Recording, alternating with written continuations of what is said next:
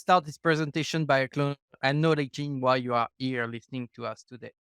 Multi-cloud is something that gets popular every year. Per a Gartner report in 2017, 49% of enterprise customers who will use who use infrastructure as a service will choose to do a deliberate multi-cloud strategy. So it was 27. And in 2022, we went on the number of the enterprise customers that want to do a multi-cloud strategy from 49 to 75%. Why? Because the use of the cloud provider in business is more important and ubiquitous. And on top of that, the actor within the industry got more competitive. Before, yes, I will go to X cloud because it's better at Y. Now, every cloud has a level of offering that equals the other ones. And what we've seen inside DoiT is that at least 60% of our customers has workload in more than one cloud that we support. So here at DoiT, we support AWS, Azure, and GCP. And we even know that we have a number of customers that are running all of the cloud at the same time. But what's more important is like from my eyes and from the eyes of Kate and Matan, we see we see customers that are interested are looking at other cloud. Like they reached out to us asking, "Hey, is there an alternative for that service that we use?" Um, we asked to look around, like, what is your position? And as you're going to see in this demo in this presentation, there's a number of reasons that people goes to another cloud, and we are going to tell you about all of these reasons. But before, we are going to respond to the first question, which is, what is multi-cloud? What is a multi-cloud strategy? And for that, we need to start with the definition of multi-cloud as Google said, when an organization use cloud computing service from at least two cloud provider to run their application. So we know at least multi-cloud, it's at least one, but one of what? It can be computing services, but even Gartner says it could be other type of cloud. What's important is that you use two services from a different vendor. And these services could be like infrastructure as a service, platform as a service, function as a service, but you use at least two of them.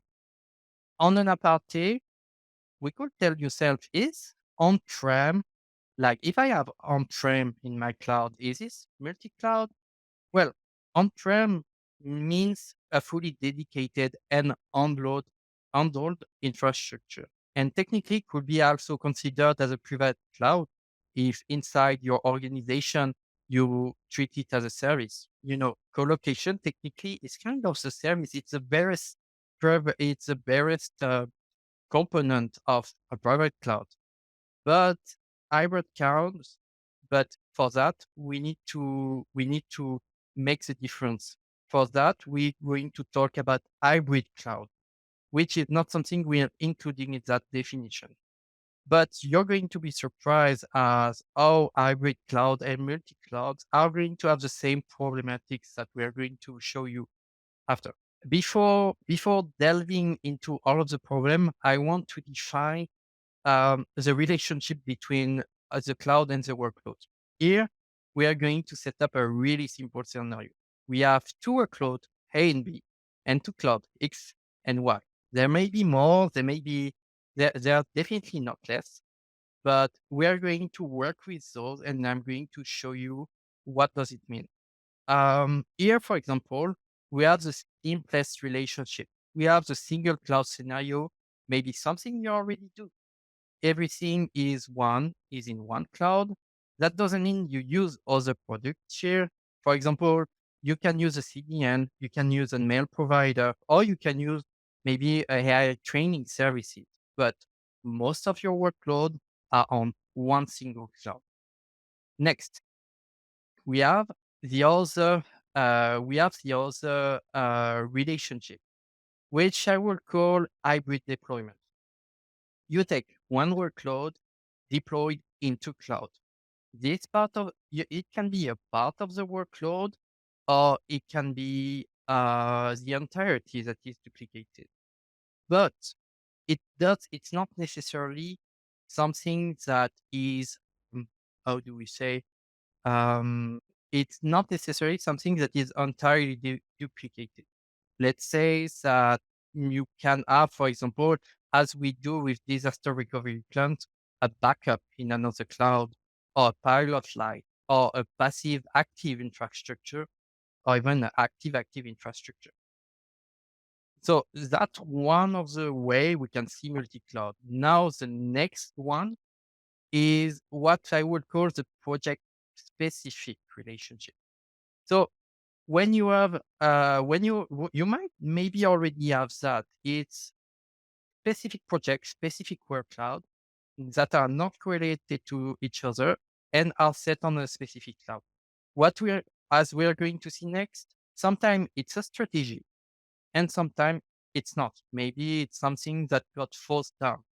But as you will see, every company can be impacted by that.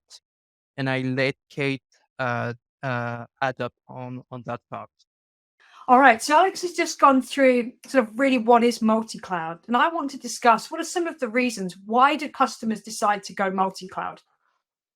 In general, it's a choice, and the choice is often made for really sort of one of four reasons. The first one being around trying to avoid vendor lock-in. So vendor lock-in is a situation where you become overly dependent on a single cloud provider in terms of maybe their technologies or services. And that makes it difficult and really expensive to switch to a different provider. You also see that specifically in my world, in the database world, you often see that with people if they have gone for, say, Oracle or Microsoft licensing. It can be very difficult then to move away. You end up being a little bit stuck with that one vendor, which makes it hard to then leverage other technologies. So by doing this across multi-cloud, it gives you that ability to quickly react and to quickly change to the environment, to change to different services that's being offered. And that also means you can do that without big disruptions. You don't have to do a full migration. You can just move one of your workloads between the clouds to make sure that you leverage the best technologies available. Another reason why customers will often consider multi-cloud is to have the most full disaster recovery policy and strategy you can have. So we already would advise customers to have multi-zones or multi-AZs when they're running on cloud. And often we actually advise customers to run multi-region as well if they're looking to do that. But to actually be able to run your service, or at least your critical services, in different cloud providers, as Alex said, you can use that as either a DR or a pilot-like situation. But being able to do that and being able to have that ability to quickly switch between two different cloud providers, you're really protecting yourself against the biggest loss that could happen, which is, say, if AWS or GCP or Azure actually went offline. Now, while that has not happened, nobody can predict the future. So it's an extra level of safety to make sure that you're always protecting the core of your business. Another reason why customers would look to go for multi-cloud is actually to get different range of services. So we quite often find that different cloud providers excel at different areas. For example, again, from my database side, we found a lot of customers who have run their production database workloads in things such as Aurora within AWS. But really, GCP have probably got better analytics and machine learning frameworks and tools. So we found a lot of customers would run their production database in Aurora, but would do a lot of their data warehousing and analytics in GCP. If you're only running in AWS or in GCP, then you're limiting your options that you have available, and you can't get access so easily to these new technologies.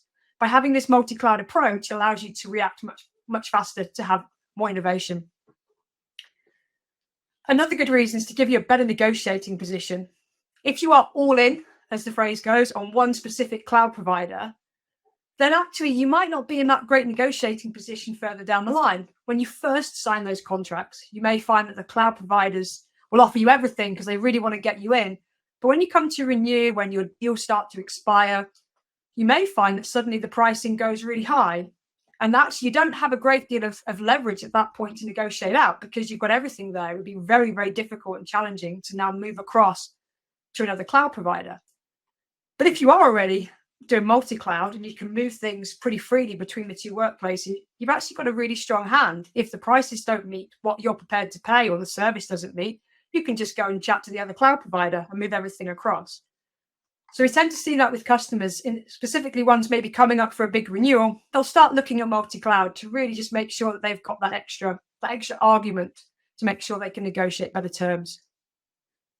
And as Alex mentioned, sometimes multi-cloud is forced on you. If you have a takeover or a merger and the company that you merge with or you take over is using a different cloud, then you're going to inherit a multi-cloud environment whether you like it or not.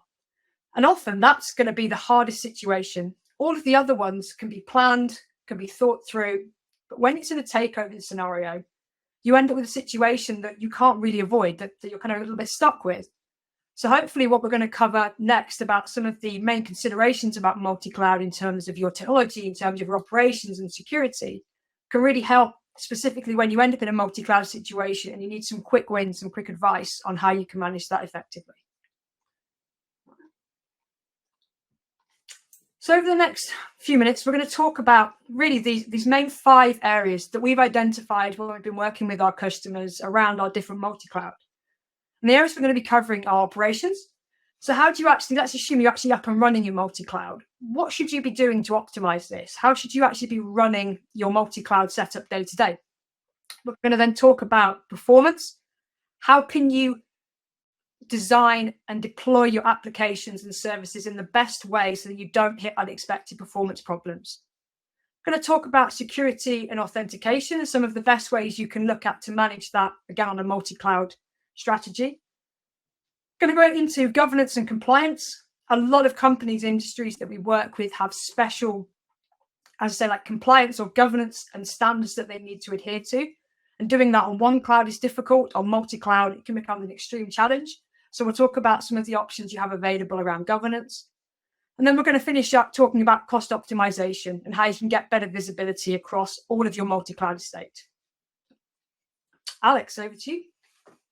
So we are going to start with operation. So what do we mean by operation in the multi-cloud context? Operation at first is how you're going to deploy the workload, maintain and monitor it, get it to fit the business and economical needs in wherever cloud you choose or got forced to use. So it's more about process. It's not just about tech. It's going to be the skill within your team, documentation. How are you going to translate the business needs into technological process, and how the different clouds will behave in terms of shared responsibility. Now, why does that matter? It matters because if you don't have anything in place in terms of operations, in operative in operatives, you're going to run into visibility issue. You're going to have undocumented complexity, dark RT, and you're going to have higher risk of painful emergency call that would have been handled much more easier if you were prepared. And on top of that, all of these problems, all of the issues that we are going to talk during this webinar, you're going to see the problem like it's going to enhance the problem. It's going to make them worse. You're going to have an explained cost. You're going to have poor governance, performance issue within your app, and what's the name? And well, the satisfaction of your of your user about your application. So for that, how can you improve this? Well, in order to improve this, there's some stuff you can start working about. One of the first is to adopt cloud management tools. And I mean, we at DoiT have some tools for the cloud spending, but it's not just about the cloud spending. It's about monitoring. It's about how you secure your environment. And in that space, you need to tinker with the tools.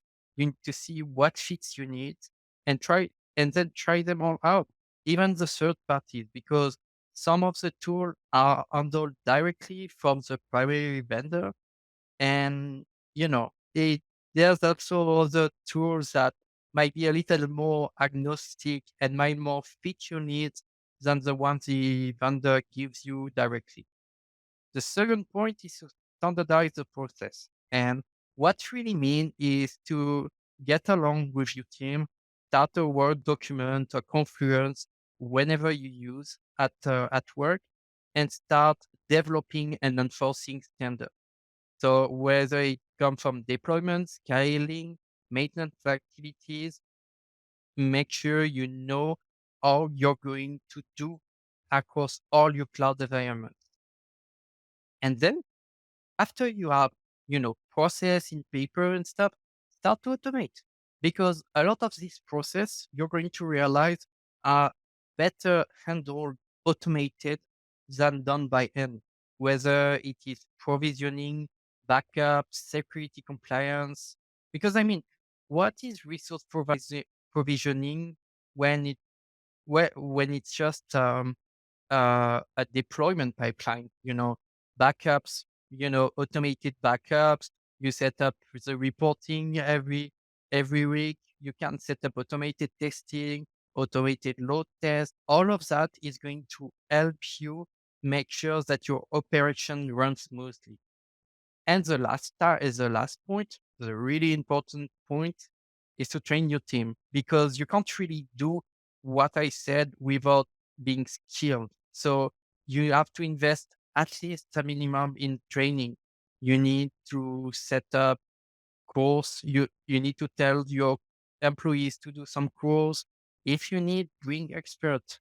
Like it can be expensive, but it really gives you a lot of value at the end that that's going to help you in the long run for you and your business. And if we can talk about the customer story, we've seen a customer who switched from AWS CloudFormation to Terraform and asked for our help at do it.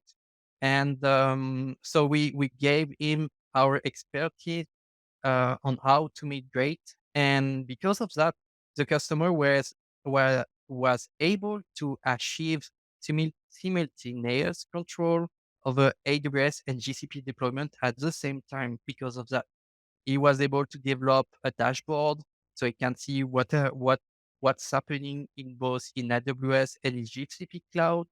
And he enabled engineer to manage tasks without necessarily being entirely knowledgeable about whether AWS or GCP.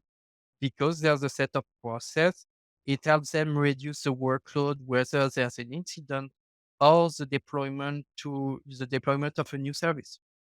The next point will be about performance. So now, what do we mean about performance in the multi-cloud? So performance in the multi-cloud is not necessarily what you mean.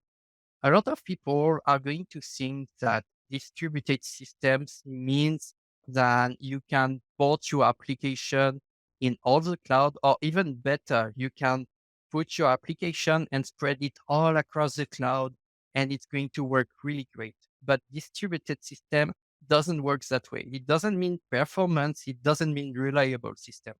It just means distributed. And because it's distributed, there's still one rule that always, always, always has truth, whether you, for every domain that you see in life, is that location matters. If you have some applications that is spread across three cloud, they need to talk to each other. You're going to have no performance guarantees or no availability guarantees when the data will cross outside of the cloud. And why does this matter? It's matter because even if it's distributed, that's how you get a slow application. That's how you get the weird availability issues that always ends up like 2 days to debug. And it's a compliance risk.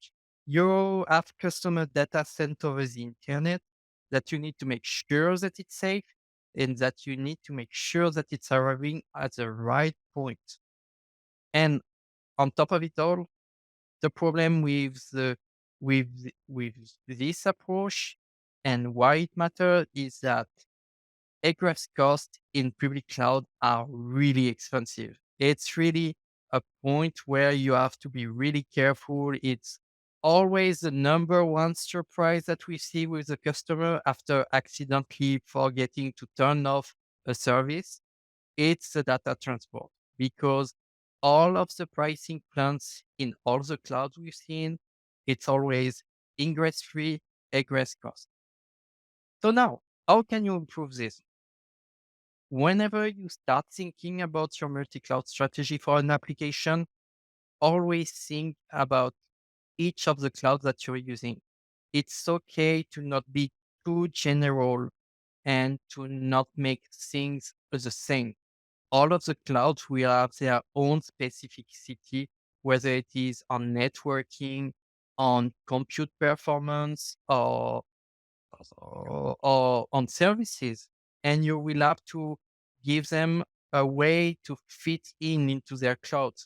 Because if you do that, if you are able to understand the cloud infrastructure, it's not your own infrastructure, the cloud infrastructure, you will be able to really tweak your application so it fits well within the what they're developed for you. And one of the things that you can do to help you is to use managed services. Yeah, it's going to give you constraints about your application, but a lot of the constraints are actually good for this application and helps you run them at a smoother place, at a business critical performance. And in terms of customer story, we always seen those customers moving their application and then realizing that the application doesn't run well when they move. But there's always a pain point that we've seen on the customer where after the moving, it's not really the performance that they expected during a migration. And it's really important to understand that migration are going to be painful. It's like moving into a new house.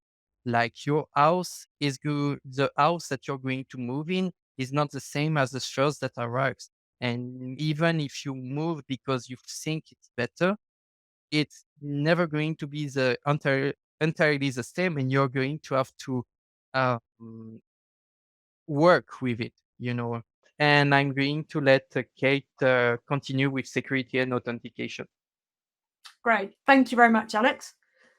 Okay, so from my perspective, security authentication probably should have been the first slide, as running everything securely should be your absolute and number one priority, to the point where if you can't secure it, you should probably turn it off. So just to go through the difference. So security and authentication, we're talking about a wide range of practices and technologies that's designed to protect your data, applications, and your infrastructure. They're two separate areas, though. Whilst they get put together, they are across two different areas. So security is really involving safeguarding of those assets from unauthorized users, from different threats. And you're talking about things like firewalls, intrusion protection, and encryption. Whereas when we're talking about authentication, we're focusing on your user identity. So if you use AWS or GCP, things like IAM, and ensuring that they have the correct access rights. So we're talking about the principle of least privilege here, which is where you make sure that your users and your applications have only the very specific authentication and access that they allowed to do their job, and you never give more privileges than are required.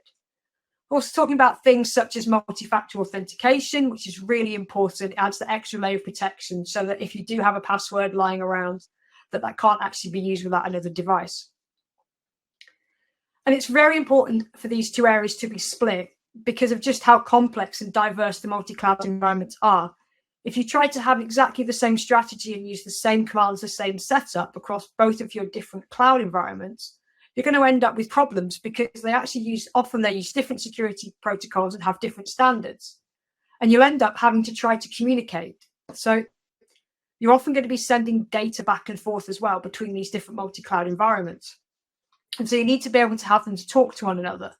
And the moment that you have data being sent between the two different cloud environments, as Alex was saying, it's likely that data is going to be sent via public internet, encrypted or not, but that's suddenly going to be an extra risk.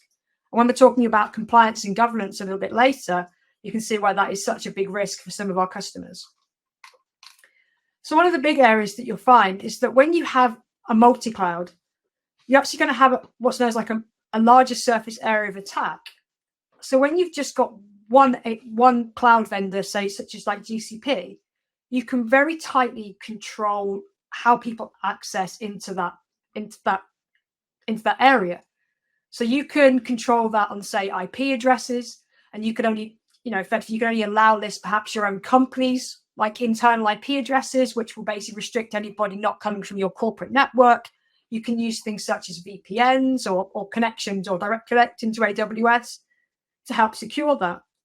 But when you need to open things up across multi-cloud, you also now need to have connections going between your different cloud vendors as well. And that's actually much harder to start to lock down. For starters, you can't now really lock it down on IP addresses because the IP ranges being used by these cloud vendors change all the time. So it's extremely difficult to start looking it down. You have to start looking at other areas. And by doing that, you're increasing the number of places that a hacker can try to gain access. You're also likely to end up using things like access keys, which you're probably using for your developers and people using CLI access is probably using access keys already. But you're probably going to end up using those access keys to send traffic to different cloud environments, to do cross-cloud authentication. And again, that can be a really big area of risk because as you're connecting in and you're using those keys are effectively having to be stored somewhere. And we've come across a customer who quite recently was using access keys, and they were storing those access keys on a web server. And in the back end, the access keys that they had granted on the web server, unfortunately, had permissions to create EC2 instances within AWS. That access key then was stored on a web server's configuration file in plain text, and a hacker got hold of it. So this customer was billing around $500 a day of compute instance, fairly small customer. The hack happened late Friday evening when everyone had gone home, and the customer didn't notice it. They didn't have a lot of things set up. They didn't have very much automation. They didn't have very many CloudWatch alarms. They did get an alert from us telling them that their cloud spend had gone very high, but they ignored it and didn't respond until the Monday morning. On the Monday morning, AWS had already had suspended their account because AWS had detected it appeared to have been breached. And the hackers had created several thousand EC2 instances, all in every different region going, which made it really difficult to clear up. It's pretty likely they were mining Bitcoins because they were high GPU instances, which tend to be used by Bitcoin miners. And they got a bill of $56,000 in one weekend. And that was really just down to a mixture of problems that they had. One was was storing access keys in plain text on a web server, but also it's the fact that access key had such high amounts of privileges. The web server did not need to be connected into a back-end user that had permissions to create an EC2 instance. There was no need for that role to have been granted. So there were two places that they could have protected from that. And when you're using things in multi-cloud and you've got keys saved in GCP or things saved within AWS, and you're trying to communicate between these two, the chances of something like that happening, of additional roles being granted because you hit a problem, how many times has that happened? Oh, just give them admin for 5 minutes so they can fix the problem. And then how many times have you probably forgotten to revoke those admin permissions afterwards? Trying to do that again across multi-cloud where it's very difficult to see how those privileges are hanging together. It's quite hard sometimes to map users, say, in Azure to a user in AWS and to understand the flow of roles and inherit. You can inherit roles, and that can get extremely complicated. And it's extremely easy to make what is really a really simple mistake, and in doing so, open up the whole of your account to, huge amounts of hacking. So what can you do really to try to avoid this? It's really important that you implement like a unified security framework. Alex has talked about it several times around try to automate everything. Humans make mistakes, we make typos, we do things without thought. If you have everything deployed via Terraform, then you can really start to lock that down and control it. It's far less likely that somebody will inadvertently create the wrong role or leave a security group or a database open to the world. If you're using Terraform that blocks that kind of configuration, they'd have to actively override it to make that kind of a change. You want to be investing strongly in things like multi-factor authentication and role-based controls. That's a really simple way, using multi-factor authentication wherever you can for your users. You can't obviously use that for an application, but for your users, it just removes the chances of their account being breached. It near enough makes it impossible for someone to gain, unauthorized access to one of your developers' accounts or one of your user accounts. You want to be looking at things like advanced threat detection. Within AWS, for example, you've got Guard Duty, which is effectively a machine learning powered detection tool. It monitors your account. It knows the kind of things that you do as a company and that you do within your AWS account. And if it sees someone doing something that seems out of character for your company and for how you use AWS, it will then generate an alert, and then you can go and take action. You also want to be doing really regular security audits and making sure that you haven't had, like authentication and access creep. You haven't just gone and granted somebody root permissions to fix a problem and then forgotten to revoke it. So in this one, I'm going to be talking a bit about governance and compliance. And they're similar, but slightly different. So I'm going to first of all explain the difference. So governance is really around ensuring your consistent and effective management of your service. It focuses predominantly on maintaining your control over your resources, decision makings, and your policy enforcement across your different cloud platforms. So in general, governance flows really closely with operations, which Alex covered first. And they're very similar aspects, but governance is around, operations is around your day-to-day. How do your IT teams work? How do they provision? How do they monitor? Whereas governance is, how does your business operate? And within that, there is the cloud policy and the cloud frameworks that you'll be working towards. So when we're talking about governance, we're talking about things like the well-architected frameworks as well, and to make sure that everything is aligned. It's really important around that you standardize your procedures and make sure that your IT procedures align with your business objectives. And that's what governance offers. It makes sure that everyone understands your deployment strategy. So if you're going for multi-cloud, it means that you understand which bit goes where. If application A has been decided to run on one specific cloud because that's where it works best, then everybody knows that, and they don't just suddenly start spinning up resources in the wrong cloud. And if you've got, say, a centralized data lake, for example, that runs on GCP, you want everybody to be pushing their data into that data lake because that supports your business. You don't want them to go and create their own one somewhere else. But that's a business decision more than a technical one. But when we're talking about compliance, compliance is around the specific legislation or controls that may impact your industry. So we're talking around in Europe, one that came in a few years ago that caused a lot of disruption and still causes cookie pop-ups on every website you go to, and that's GDPR. So GDPR is effectively dictates how person's data must be stored and also the right to be removed if somebody requests that. So if you are running in a multi-cloud and you've got some data within AWS, some within GCP, and some within Azure, and you get a request through GDPR for that person's data to be removed from your system, or they want to know all the information that you have on them, and you may forget that you've got some data from that user, non-anonymized data, running in BigQuery and you only give them a subset of that data, you're in breach. And the fines for GDPR breaches can be massive.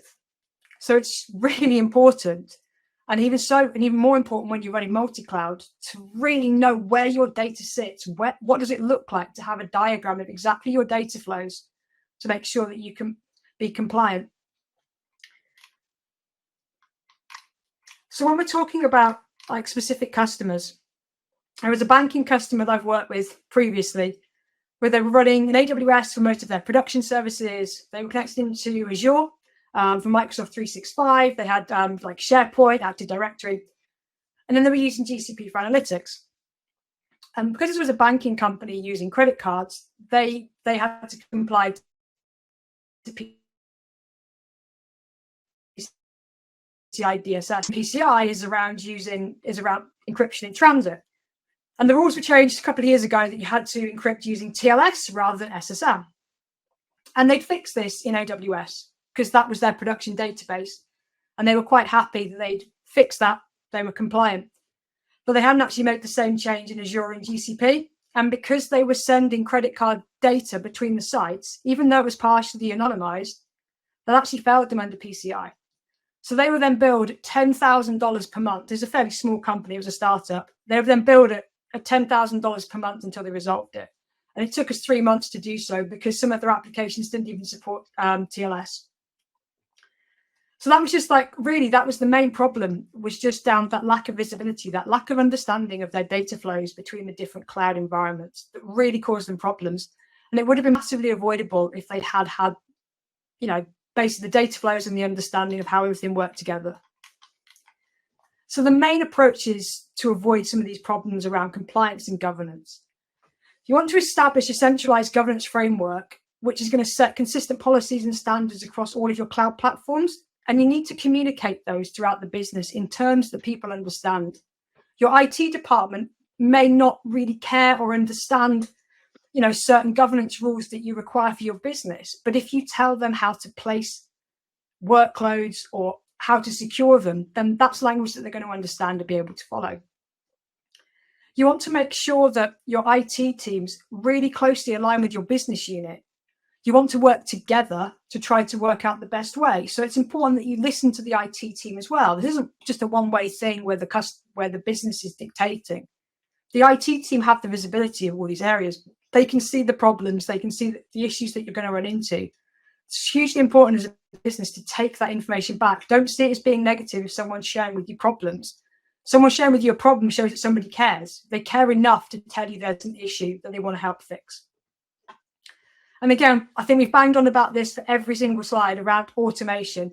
Automation fixes so many of your problems. It reduces the likelihood of mistakes. It reduces your time. It makes everything consistent. And again, on the area of governance and compliance, automation will hugely improve your auditability, and it will show to an auditor that you are in control of your cloud environments and what you're releasing. And then the last one in this area, just want to talk about sort of cost optimization. So in terms of multi-cloud, cost optimization, again, is an area that's really important in any cloud setup. Because you pay for what you use in general, it's really important to actually look at how you're using the cloud. And because you can make such huge savings like day to day by just turning off servers that are underutilized or merging things together where you can, rather than having two different database instances that are both really small, you might actually be able to run them together, and that might save you some licensing costs as well. But the problem is when you get to multi-cloud, it's extremely hard to track those costs, especially as some of the examples Alexander was talking about at the start, where you end up with a workload that actually runs across two clouds. You maybe got one server in AWS and one in GCP. How do you do that? How do you sort of see in real time if you're underutilized across both of those instances? It's extremely challenging to do so. It's also very hard to understand that, like, the related costs. So again, ingress tends to be free, but egress tends to be expensive. Cloud want you to take your data into them, but they don't really want you to take it back out. But if you're doing multi-cloud, you've got it both ways. You're going to be ingressing from one and egressing from the other, and vice versa. And if you've got one workload that's sending and receiving a lot of data back, you're going to get it double. You're going to get the egress costs in one cloud and the egress cost sending it back. So every call you're going to make is going to cost you twice. But again, it can sometimes be a little bit difficult to see those and to see if maybe you'd be better off putting some workloads together. And something else that we've come across is this idea of invisible costs. It's this thing that if you can't see the cost, it doesn't happen. That's not true. Just because you don't have visibility of it does not mean that suddenly your bill at the end of the month is going to be tiny. It just means it's going to be unexpected. And that's really hard. And you see that often within companies where the people that are doing the deployments or doing the day-to-day running, if they don't have visibility of what that deployment is costing, they make poor decisions and poor choices. So you need to empower the people who are deploying to understand their own billing and their own costs that they're making, and empower them to make those choices. But you empower them to make those choices by giving them enhanced visibility of their costs and recommendations. So realistically, the only ways that you can start to avoid this is by using cloud management tools. And when it comes to multi-cloud, you really need to be using like a cloud management platform that can offer you that view, can offer you a near real-time view across multiple different cloud platforms. You can maybe start to plot out peaks in one cloud cost, follow like troughs in another, and what's causing that behavior. So you can then start to make much more informed, precise, and useful decisions because you're using actual data that's going to make sense. And I think that's a really good area where DoiT can help and support you. So using a lot of like the DoiT tooling that Matan's going to talk about shortly can show you really how you can use our console and our tools and our skill set to really help drive your cost optimization across multi-cloud. So Matan, over to you. Yeah, that's my cue. Yeah, I would say that the invisibility of costs and difficulty in making informed decisions go hand in hand. It's going even further. It's you can still have difficulty making informed decisions if it's just you taking action on the cost. If it's just one or two people, I think as a prerequisite to cost optimization, you need to make sure that not just you, but all of your cloud users are aware of their contribution to the cloud bill. Whether you define this with labels and or tags, or maybe accounts and projects, or some combination of it, that's up to you, and it really varies by company. But what I'm going to show, the DoiT console, I'm going to take you through a multi-cloud use case. In this case, a hypothetical company that's using AWS and Google Cloud, and they have 3 applications that they're running. So in Alexander's verbiage, 3 workloads, each having a presence in 2 clouds, AWS and GCP. And then I'm going to show you how you can basically drive real-time reporting and alerting to the right people, so that they start to become more aware of their contribution to the bill. So the person who's working on the BI application and the BI application only may not necessarily care about total AWS or Google Cloud spend, but they will care more, and they'll start to ask the right questions of costs if you show them specifically, in this case, the cost of the BI application that runs in Google Cloud AWS. They'll start asking questions like, oh, I saw S3 costs go up. Why is that? Oh, it's this particular bucket. Why is that? Oh, it's because of data transfers. I see the data transfer costs went up for this particular bucket. Why is that? Was it expected given some changes we made this month, or was it not expected? If it wasn't expected, you can see where I'm going with this. You start to peel back the layers of the onion, so to speak. And so what we're looking at right now, the DoiT console, you do get some dashboards out of the box depending on what cloud you use. Excuse the duplicates up here, but first of all, you get the Pulse dashboard, which will show you, in this case, if you have Azure, it'll show you that too. But what we're looking at is costs for Google Cloud and AWS combined, right? Here, you don't need to look at Cost Explorer and Google Cloud Console separately. Everything's combined here. You can also see your top service costs across both clouds, a nice tree map chart where I can click through and dig in into particular top SKUs for EC2 in this case, and so on and so forth.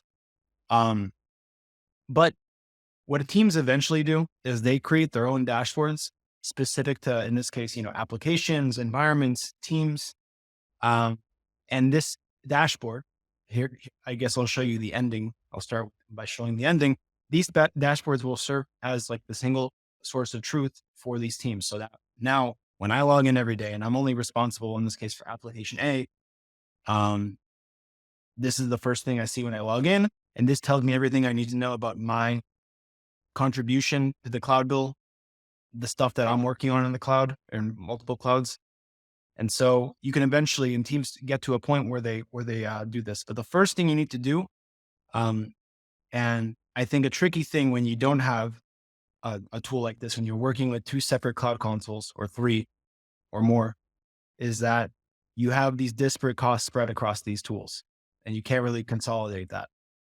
And so the first thing you should do, the first thing our multi-cloud customers do, right? We have about 17% of our customers, 16%, is they map their cloud bill to their business. So they in this case, we're taking our AWS bill, our Cur report, and our Google Cloud billing, and we're taking cloud resources, we're grouping them together, we're rearranging things and mapping that to our business. So I mentioned we're in a hypothetical company.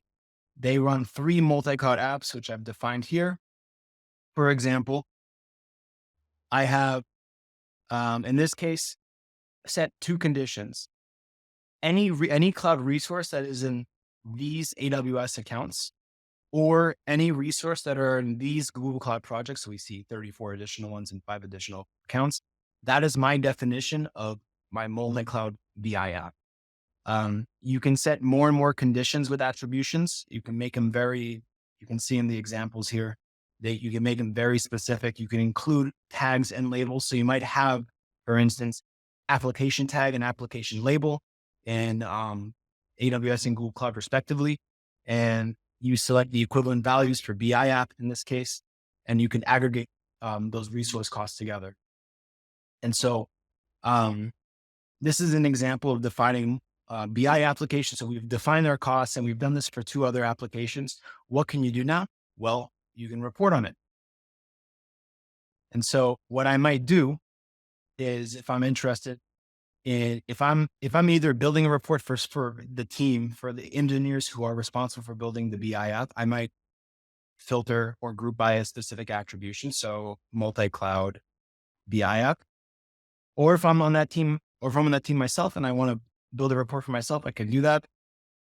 Right away when I run this, what I will get is a very quick report that just shows BI costs. I'll get a report that'll show me my costs for this over 3 months. Now, we'll just wait for it to load. There we go. 1.8 million, 1.4, 1.5. Great. This is a nice high level view, but I want to dig deeper. And so what I can do is add a service cost breakdown. Maybe I want to look at things like this. Let's say I'm actually curious about my costs for a single cloud or per cloud. So I use 2 here, but I want to break it down by service. In this case, I care about the top, let's say top 5 services per cloud, just to get a high level view of what should I focus on.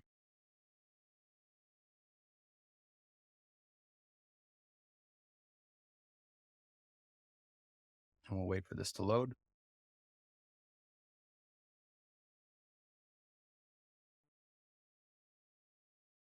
Great. So I see compute engine, I see Elasticache, I see EC2 costs are pretty high up here. So I see an annual commit for this multi-cloud BI app that hit in August. One thing I can do if I'm working on this app is I can dig in and see what cost should I actually pay to closer attention to. So what I'm going to do is I'm going to add another breakdown here. I want to see the percentage change month over month for each service. And to make it easier for me for my eyes to notice, I'll switch to a column heat map. So it's important to pay attention to both the number or the percentage and the dollar figure involved. So while this went up by 40%, maybe I would rather investigate a 9% increase in compute engine costs because the costs are higher. Similarly here, support charges went up, but maybe I care more about a 1% increase in EC2 because that's my largest cost. And that's pretty much almost the same amount as this increase in support charges. And from here, you can dig in deeper. I can select a particular service. I can identify the top resources for that service. So in this case, for EC2, it would be the top machines, the top instances, driving that 9% increase, and so on and so forth. And what this does is this is basically that peeling the onion example that I described earlier, where first you see, okay, this service cost went up. What was the resource that actually drove, or the set of resources? And then we can dig into the SKU. Now, let's just wait for it to load. Great. So I've identified, or not so great, but I've identified while this particular resource went up the most percentage wise, this went up by $2,000 here, this particular resource. And so I might want to dig into that and see what SKUs drove this particular instance to go up by 15%. And that kind of completes our story. The peeling the onion story is that once I know the SKU, once I know the resource, I can begin to ask questions. And forgot to limit the SKUs here because there are lots of SKUs. And once I have this information, I can take it back to my team and ask those important questions. Did we expect network egress charges to go up across all of our regions like this? Was there a particular change we made in our product, or was it a customer that we onboarded that caused this? Did we anticipate for this, or could we have done it? Could we have anticipated things better? So again, and this is for a specific BI application. So I can go back to my original report here where I'm looking at my top 5 service costs. And maybe I want to make this my default view. What you can do from here is save this report, and then you can add it to a dashboard, or build a new one from scratch specific to this team, just like I showed in the beginning. You can also schedule this report to arrive at every engineer's inbox who is working on this particular multi-cloud application, so that they're kept aware and up to date. Because of course, again, once you're aware of the costs, that's what helps you start to ask those questions and be more curious about your costs, and eventually be proactive in taking action, factoring cost into design decisions, and not having cost optimization be a reactive exercise. Additionally, if you want a high level view, what I've done is I've also grouped all 3 of our multi-cloud apps together, that I've created via these attributions. And I've also defined support charges. These are charges that, if you're using multi-cloud, you're probably paying for Google Cloud support, AWS support, Azure support. So you do want to split those charges evenly sometimes, or split those charges amongst the people who are using them. You don't want just one app to bear the brunt of those charges. And so you could do that as well here.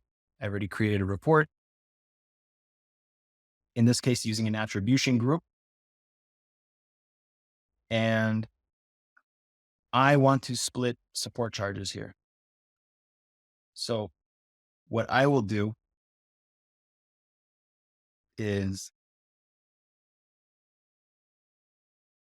select support to split it evenly across all the clouds, across all my BI applications. And then that'll get factored into my costs here. And let me actually hide this detailed breakdown. So you can split support charges, or you can split shared costs in general, right? So support charges is just one example of shared costs. You might have other examples are logging costs, database charges, right? So multiple apps might be using the same database, or just sharing using the same logging service. And so you want to split that evenly or proportionally.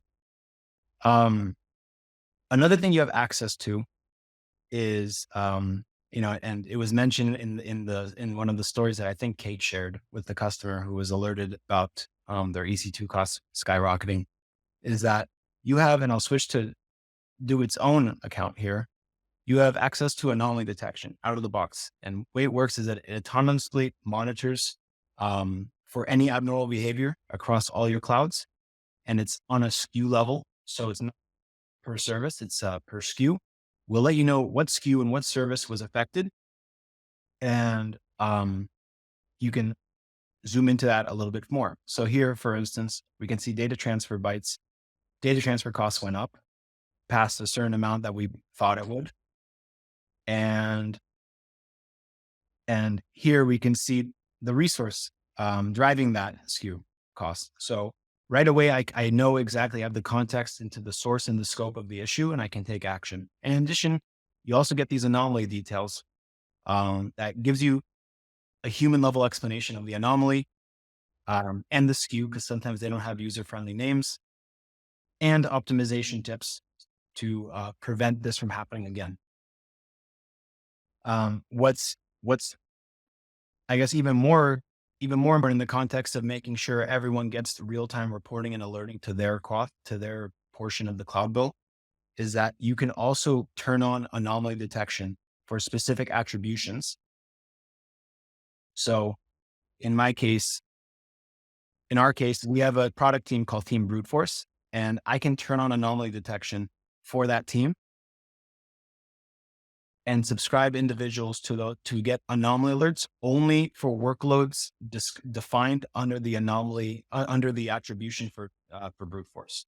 So with that way, I'm not my cloud users are not getting spammed with alerts that may not be relevant to what they're working on, and they'll learn to trust the alerts more, and it'll be part of their, it'll be just good for them knowing that they have this alerting them in case something happens relevant to what they're working on. The last thing I'll go over, and I'll switch back here, is, and there's a lot more, but just because we're almost at time, is that you also have this cost alerting that you can do. Very granular. It's great if you want to monitor multiple instances of the same dimension. And we'll use the BI app as an example here. So I'm going to scope this alert to my multi-cloud attribution. Where I define my multi-cloud BI apps costs. And if I did this right away, what will happen is I will get alerted when month over month costs for my BI app are greater than 25%. Meaning this month costs go up by more than 25% compared to last month, I'll be alerted. Where the magic really happens though, is when you use this evaluate for each column. Because then I can select something like service, and then instead it'll tell me when any service cost related to my BI app, so across both clouds, goes up by 25%. And of course you can set upper and lower bounds so you're not notified by like a $1 to $2 increase. I've seen customers use service for this. You can select individual labels or tags. So if you have a customer tag on AWS and you want to be alerted when the cost to serve any customer on your BI app goes up by 25%, you'll be notified on the exact customer. You can do this for clusters and namespaces as well. So really the possibilities are endless with this. And then, of course, you can subscribe to people who should care or should be aware of this alert.